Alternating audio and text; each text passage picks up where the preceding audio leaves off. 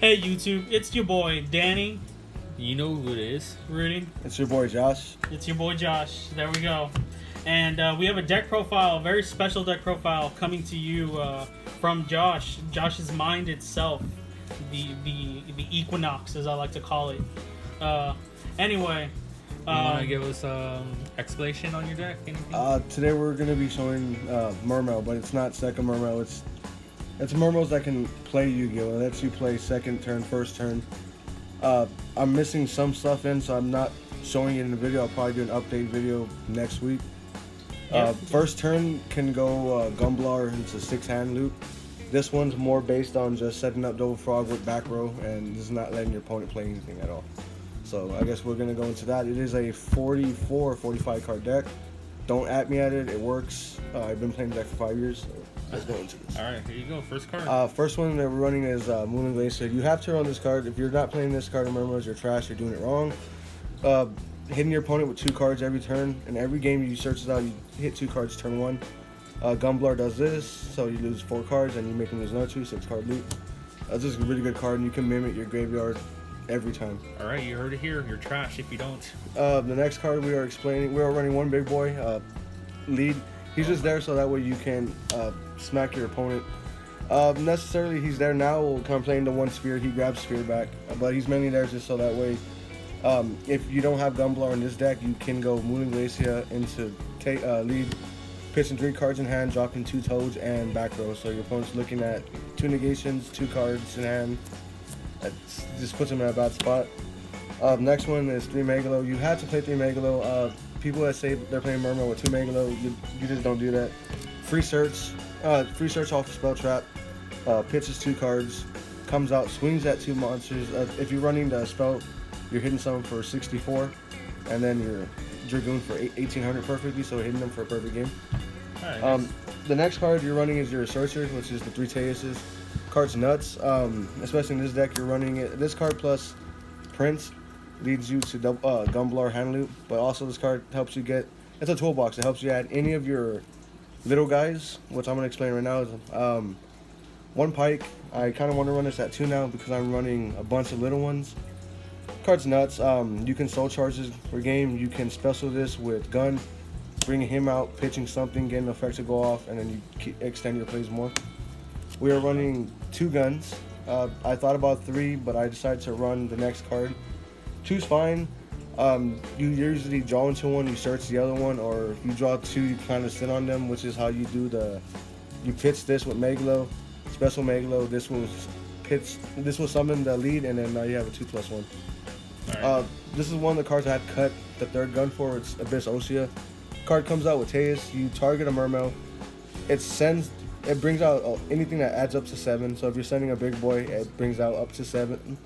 So you can bring out a 3 and a 4, which you can bring out Pike. And then Pike will trigger his effect to pitch a gun, to special Megalo, and then you still get your 2 to make a link. And then this card also, you can send a 4 and special a 3 for free. So it's just a pretty cool card. I like the way it works. Good interactions, right? It just always disrupts. The next one is Dying. This is a tech card. No one's playing it. The card's just really good. It comes off of Teus. When you search it, special, and then when you special this, you can special this. And then she's going to target a big boy, specialing 2 more. Now you have 4 names on field. So you get a free Skull Dread off of this, and it's just the nut butter. Alright, what we got next? 1 Diva. Again, Mermail players, if you're not playing this, it can get Ash, it can get Drode, it just gets Ash, it gets Ogred. But if it doesn't get Ash and Ogred, then they die, hopefully. Next, we're running the 2, not 3. 3's clunky. You need 1 to resolve, which means when you draw the other 2, they're kind of just Ash. They are water monsters, but they have no synergy deck. They get nothing else to go off. 2's fine. You draw 1, you special 2, then you draw this later, it becomes just target, like discard fodder. But 3's just, I was drawing it a lot of hands I was playing. I played this for a good while. Works at 2. There you go. And then you still run the 1, what is this? The Sunfish. And the 1 Beaver. Self-explanatory, just you need them just so you can get the angular play go off. And then that's it for Mermail / I guess Angular comp. Next we're gonna go into Atlanteans. 3 prints. If you do not know what this card does, it is the nuts. So his effect states you special, you pay for cost, so you can send a water monster. So even if they Ash or they Ghost Ogre this, you still get the send cost. So you can still kind of extend your play. So like if they kill this, you can still send your Dragoon to add 1 and then start plussing off of that. So it's not necessarily an egg. If they don't hit this, then you just pretty much go off from there. Good card. You cannot play the deck without 3 of these. It's just the good card. It's a turn 1 play. It's the best turn 1 play. And then your boy Dragoons, self-explanatory. So this guy, again, if you don't know what this deck does, if you're first time seeing this deck, Dragoons is your searcher. If he hits the graveyard to activate a water monster, you add a Sea Serpent. It is not a once per turn. I think on average in a game there's 3 copies, but I'll activate this card about 6-7 times. It's just a nut butter. It was at 2 and that's at 3. It's just a good card. And then if you don't know what his other effect is, it's kind of cheap. He lets all your level 3 or lower Atlanteans attack directly, so you can attack with Marksman. It's a special another one. Again, you'll have 3 names. This deck's really good at bringing out like multi monsters. The next card, just 2 infantry. The format's not super big right now. Oh, it's big where cards have face-up monsters instead of 1 big boy. But it's not to a point where like a lot of shit now. I mean, a lot of stuff you can't target. No, you can say shit. Don't worry. Okay, I didn't know. We say things all the time. Okay. Just Eddie. He's the one over here going all off.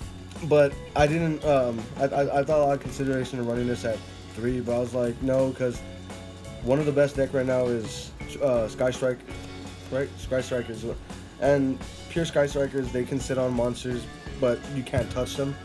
Same thing with Invoke. They bring out, what is it, Mekaba. And again, you can't, if they have an effect, you activate this, they can just negate it. So it's like, it needs to stay at 2. It's fine at 2. Same thing with this guy. 1, I've noticed a lot of people are not playing back row, so it's okay. I mean, if they are, I don't know, maybe I'm bumping it up to 2 because it's always nice to force your opponent to, like, you know what I mean, force your opponent. If your opponent has Solemn set, you start hitting those If you don't mind me saying, actually about this card, maybe possibly bumping it up to 2 because of people playing equip cards nowadays. This is also true. A lot of people are playing Isolde and Isolde Turbo, and there's Heroes, there's Goki still running around. Like, doesn't matter what people will tell you, Goki is still alive. Believe me. Oh, it's very good deck. The fact that you can search still. Didn't really get hit in the banner, so I was just like, I was honestly considering playing Dark Goki, but I was like, nah. My main deck, which I will do a deck profile on later, it's the best deck. Next, your boy Frog, 3 swap frogs. Cards the nuts in this deck. The fact that you pitch a card, you special him, he sends a frog, and then he can use his effect to either bounce himself back or another water monster to your hand. So if you have too many effect monsters on board, or if you have too much field space, which I will do if I try to U-link somebody, I'll bounce a dead X-Seed back, special him again. He gets his effect to send again, because it does not say once per turn. And so you get 2 frogs engraved, which will then allow you to bring this guy, you know, bring your totally awesome out, pitching, specing your other one, or your other 2 frogs, which I will show you. It's just a good engine. You can't, honestly, I get so happy when I see this, a Prince, a Dragoon. If I see those in hand, then I can kind of guarantee that I'm gonna double tote them. And then we're running 1 tote awesome. You just have to, just the fact being you banish a frog, special him every time. It's not once per turn, so you can keep doing loops, and if you can, I've done it before. You can bring out 3 totally awesome with this guy. Which brings out the next frog. There's also another one after this one. Flip flop. No one's running this. Card's cool. It's just a level 2 aqua. You can banish it, send it, banish it, so that way you don't have to waste your swap frogs. You waste this dude instead. And of course, the trusty, the legend, my favorite frog, Angel Frog. This card's good. You send it, it's for free. It comes out next turn if you didn't kill your opponent. What can I say about free monsters? They work. I just like running it. I think, and the last 2 monsters, the old school. I've ran this in every build of Mermails because it's free. Just 2 Aqua Spirits. You banish a water monster. When all these dudes hit grave, they're kind of all useless unless you're gonna bring out like Starboy. So it's like these are just free. in any deck that I ran, if I had the element monsters for them, I would run because they're just free. Now, what makes the deck different is usually people right now will be like, oh, and 3 Sekkas, and that's that. I'm not playing that crap. Cause I played it, did its job, it just dies. But we are running spells, so we're running 1 Monster Reborn. Card's nut. Who doesn't like special and free stuff? It's just good. Stealing someone's moral sword. Dark Hole because fuck your opponent, fuck the board, man. If I can wipe a board out and OTK, I'm gonna do that. It just works. Game charge. You hit this, you hit the lottery. In any deck, it doesn't really matter. There's never been a deck where this resolves that you don't win. If you do, then well, fuck. But game changer.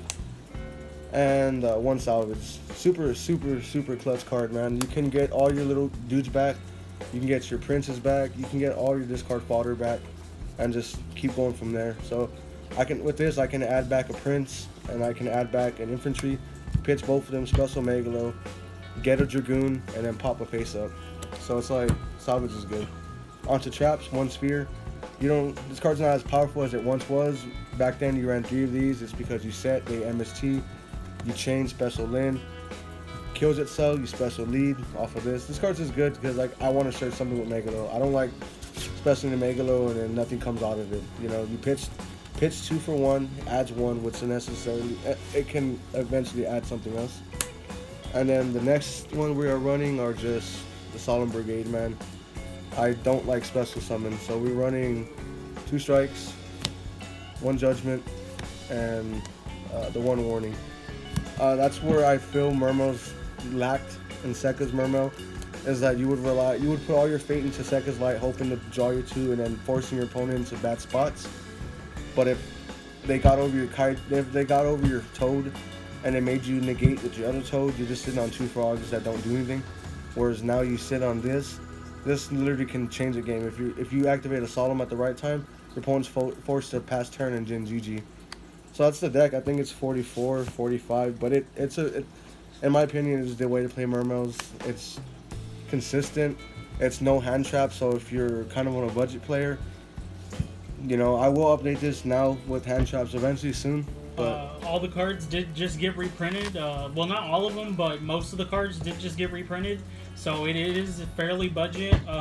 This will cost you about $100 to build, and this is side extra deck wise. And it's a good deck. It can go toe-to-toe with meta. It's not overwhelming, but if you know your cards, you know how to discard, and you know how to set up your chains correctly, then you should do well. Because I think the worst ever bricked was, even when you brick hard, you're still able to set up a frog or a Gaios. Extra deck wise, we're running 2 Link Spiders because we're doing the Tanahawk play. You can't do these guys. 1 Mistar Boy, just because it's a cool effect. If he dies, you get any of your water monsters back. He boosts your crap, and if you're playing against fire, it lowers them by 500, which does matter. Next, we're running one Phoenix just to pop back row.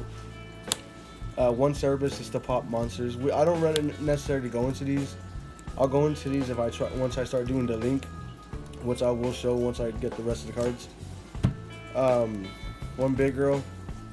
She's honestly, this is an MVP of the whole extra deck, other than probably the Totally Awesomes. I think that's it for link monsters, right? Yeah, that looks about it. Not a lot. You don't go into a lot in this build. You do in the Gumblar build, which I will show eventually in the future. Next, we're running 1 Dweller just because it's Dweller, man. The mirror match. You make this turn 1, which you can after sitting on all your Toads. You make this and then you detach. It's pretty much GG. The mirror match, it kills whoever gets this. Good card. Next is 1 Bahamut Shark. Card's still nuts. This gets you a free Toad. You can detach Dragoons and get the effect off of Dragoons. And it's a 26 beater, so it's not something to sleep on. This is the MVP of the deck. Extra deck wise is 2 Totally Awesome. Just the fact that Solemn Judgment, if it dies, you add a water, you can special a frog, which gets your negation, which gets you the send. It's a good card. I was thinking about running 3, I just don't have room for it. Big Eye. Big Eye's the nuts, man. Just taking stuff and not giving it back. I dropped this on people and think that they get their monster back. I'm like, nah, you don't. I love that feeling. I love that feeling. It's all turn, and there's no better feeling than when you take a monster and you just kill them with it. You kill them with their own monster, or you just do things with it. It's nice. It's a nice feeling. Big Eye's nice. One guy, this dude's nice. If you can sit on this double frogs, you have GG, because he locks down big attacks, and then you have the 2 awesomes negating stuff, and that's not including your solemns. That's XYZ. Last one is Tonhawk. Self-explanatory. You special this guy. It's a scapegoat. That's pretty much it. It's a scapegoat, and it's a free Skull Dread. And then we're running 2 synchros, which are probably the best ones in the game. They just came off the ban list, so I'm gonna run them. One is Brio. Fairly easy to make in this deck. It's Diva and a 4-star. Yeah, and then you can pitch water monster. I pitch 5 water monsters. 5 effects go off. I pop 5. That's nuts. That's all ultimate nut. And this is the harder one to make, but it's insanely easy to make. Trish, because trishing people is fun. Yeah, you Mulan Glacier lead Trish. Your opponent loses 4 cards in turn 1.